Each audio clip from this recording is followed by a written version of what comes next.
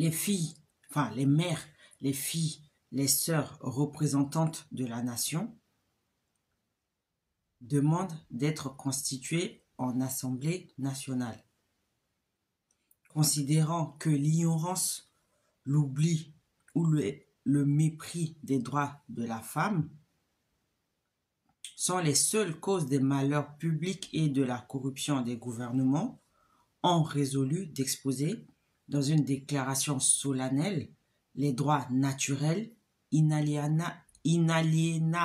et sacrés de la femme, afin que cette déclaration, constamment présente à tous les membres du corps social, leur rappelle sans cesse leurs droits et leurs devoirs, afin que les actes du pouvoir des femmes et ceux du pouvoir des hommes, pouvant être à chaque instant comparés avec le but de toute institution politique, en soient plus respectés, afin que les réclamations des citoyennes, ici citoyennes avec C majuscule, fondées désormais sur des principes simples et incontestables,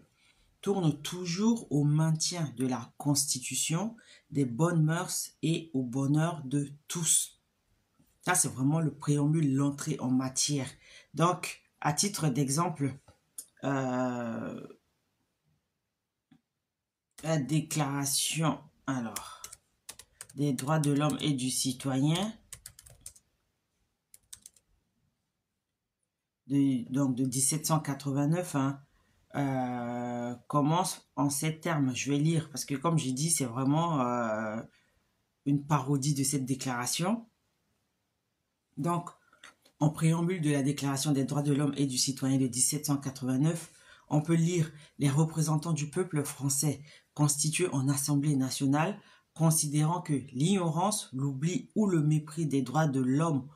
sont les seules causes des malheurs publics et de la corruption des gouvernements,